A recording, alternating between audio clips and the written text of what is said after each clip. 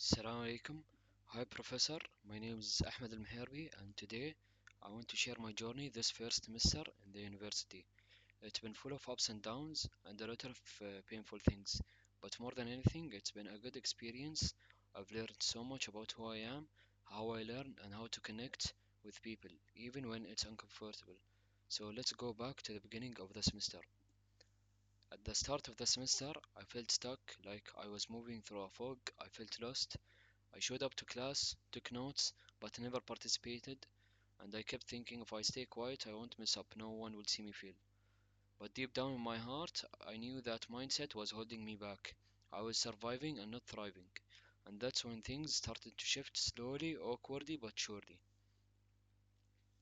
My first big step was asking for help and reasoning with data. I remember I was drowning, I missed assignments and forgot deadlines, and I felt overwhelmed. I remember vividly at one night exactly at 2:57 a.m. I was staring at my laptop, paralyzed. I thought, why can't I just do this like everyone else? And I felt at that time I was so hopeless, so I mailed my professor and admitted I was lost. I expected that he wouldn't answer, but he replied, let's meet tomorrow. That moment changed everything. He didn't lecture me, he just listened. Then he showed me how to use a planner. I honestly thought planners were for people who had their lives together, like have their life organized, not me. But I gave it a try, writing down every little task, even like drinking water and calling mom. And weirdly, it helped, really helped. And I started feeling like I was in control again. It was a small tool, but it made like a big difference. Next came again reasoning with data, a class that brought me to tears. Excel formulas were like a foreign language. I didn't understand anything at the start. After I failed the quiz, I overheard two classmates talking to each other. My heart was racing, but I forced myself to ask, can I join your study group? I expected them to say, sorry, we're full. But instead, they said, yeah, of course. We met every Thursday night on Zoom.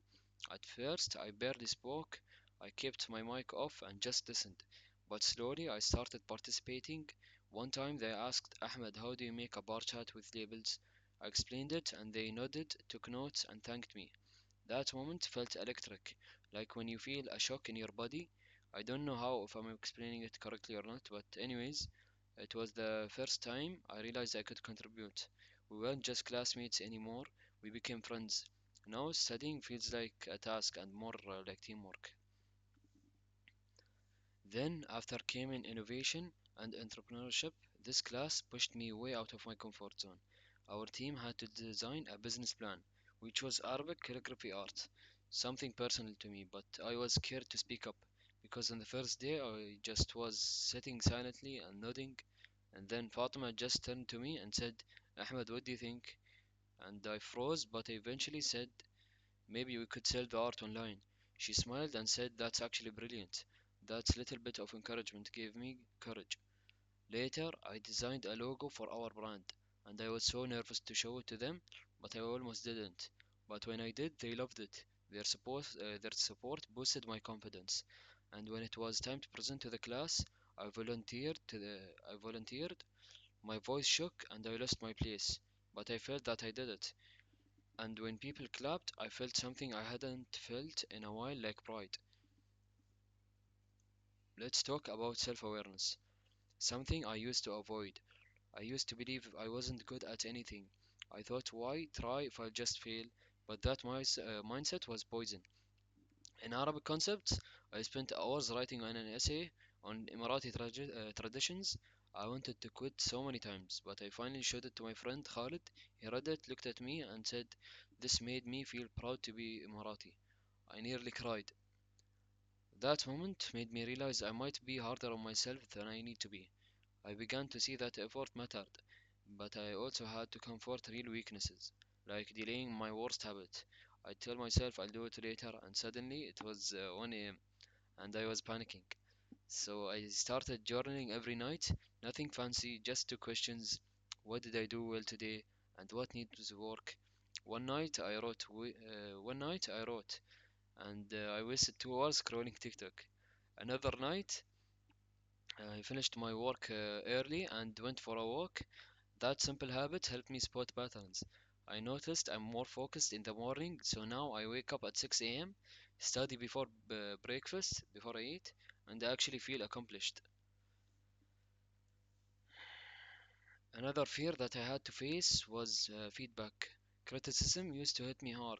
One negative comment would make me want to quit altogether. But in innovation class, my team suggested I create the logo I'd made. At first, I thought they hated. I'm not good enough, but I paused, took a deep breath, and said, okay, let's try something new. We worked on it together, and the updated design looked even better. That moment helped me see feedback differently, not as an attack, but as a tool. Now I ask for feedback, I send my essays to friends, and ask for reviews, and genuinely listen. It's helping me grow, not just as a student, but as a person. So, what's next? I'm carrying this momentum into next semester. I plan to launch a small online store for Arabic calligraphy art. It's scary because it's real, but I've learned that fear doesn't have to stop me. I'll also start tutoring others in Arabic writing. Helping others feel confident in their voices is something that I now deeply care about. And maybe the biggest surprise of all that, I'm considering joining the student council. Me, who used to sit silently in the back row, but now I think, why not? I want to be someone who contributes, supports, and encourages others, just like so many people did it for me. And this semester taught me that growth isn't just about being perfect, it's about showing up, especially when it's hard. It's about raising your hand, even if it shakes.